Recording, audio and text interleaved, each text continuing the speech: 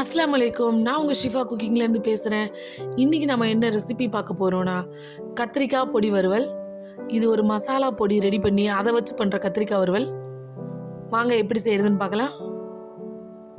நான் இதுக்கு violet colour கத்திரிக்காய் தான் எடுத்திருக்கேன். நல்ல பிஞ்சு கத்திரிக்காவாக இருக்குது. இப்போ கத்திரிக்காய் வெட்டிக்கலாம். பாருங்கள், நல்ல விதையில்லாத பிஞ்சு கத்திரிக்காய். இப்போ இந்த கத்திரிக்காவை இந்த மாதிரி ரெண்டாக கட் பண்ணிக்கிறேன். இது ரொம்ப பிஞ்சு கத்திரிக்காய்ங்கிறனால நான் ரெண்டாக கட் பண்ணியிருக்கேன். நீங்கள் கொஞ்சம் பெரிய கத்திரிக்காவை எடுத்தீங்கன்னா அதை ஒரு 3 ஸ்லைஸாக போட்டுக்கோங்க. இப்போ நான் எல்லா கத்திரிக்காயும் வெட்டி வச்சுக்கிட்டேன். இப்போ ஒரு கடாயில் எண்ணெய் ஊற்றிருக்கேன். இப்போ நம்ம மசாலா ரெடி பண்ணிக்கலாம். இதில் 4 காஞ்ச மிளகா, இது கொஞ்சம் வறுத்த உடனே ஒரு 2 ஸ்பூன் தனியா,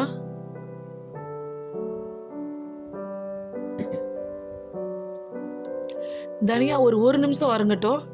அந்த எண்ணெயில் 1 நிமிஷம் வறுத்த உடனே அதுக்கப்புறம் ஒரு 2 ஸ்பூன் வேர்க்கடலை. நல்லா லோ ஃப்ளேம்லேயே வச்சுக்கோங்க, நல்லா வறுக்கட்டும் எல்லாமே. இந்த வேர்க்கடலையும் கொஞ்சம் வறுக்கட்டும். வேர்க்கடலையும் கொஞ்சம் வறுத்த உடனே 1 ஸ்பூன் வெள்ளை எள்ளு சேர்த்துருங்க. இப்போ எல்லாத்தையும் சேர்த்து வருங்க. மிளகா நல்லா வறுத்து கலர் மாறுது, அதனால மிளகாய் நம்ம வெளியில் எடுத்துடலாம்.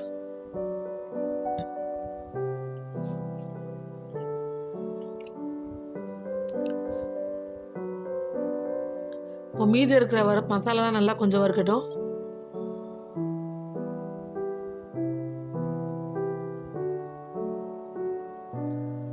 பார்த்தீங்களா, நல்லா வறுத்து கலர் மாறி வந்துருச்சு.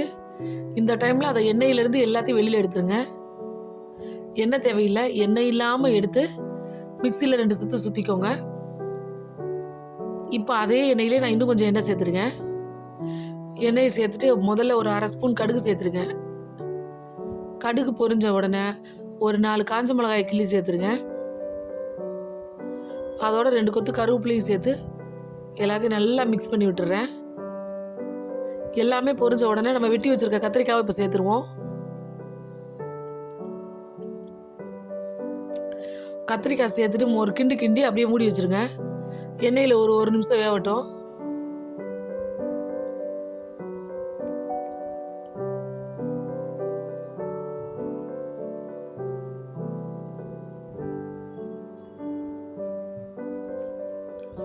பாருங்க, 1 நிமிஷம் கழிச்சு திறந்துருக்கேன். இப்போ இதில் ஒரு 1/4 ஸ்பூன் மஞ்சத்தூளும் இந்த கத்திரிக்கு தேவையான உப்பும் சேர்த்துட்றேன்.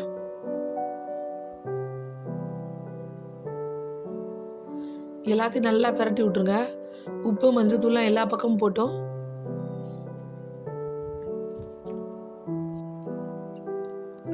நல்லா பிரட்டி விட்டுட்டு மூடி வச்சிருங்க. கத்திரிக்காய் வேகட்டும். தண்ணிலாம் எதுவும் சேர்க்கக்கூடாது, அந்த எண்ணெயிலே கத்திரிக்காய் வேகட்டும்.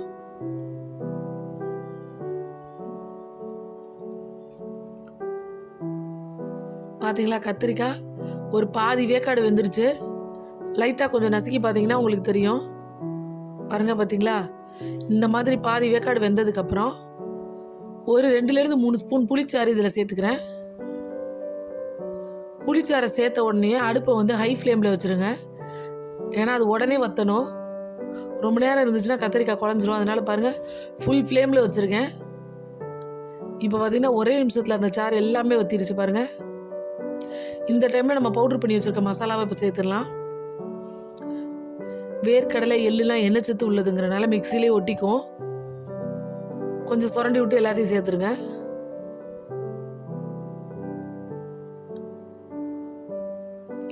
இப்போ இதெல்லாத்தையும் நல்லா மிக்ஸ் பண்ணி விட்டுறேன். இந்த மசாலா சேர்த்ததுக்கப்புறம் ரொம்ப நேரம் அடுப்பில் வைக்கணும்னு அவசியம் இல்லை. ஒரு 2 நிமிஷம் வச்சு இருந்துட்டு அடுப்பு அமர்த்திடுங்க. ஏன்னா எல்லாமே நம்ம ஏற்கனவே வறுத்த மசாலா தானே, அதனால மசாலா வாசனைலாம் வராது. ஒரு 2 நிமிஷம் லோ ஃப்ளேம்லேயே வச்சு கிண்டி விட்டோம்னா எல்லாம் ஒன்று சேர்ந்துடும்.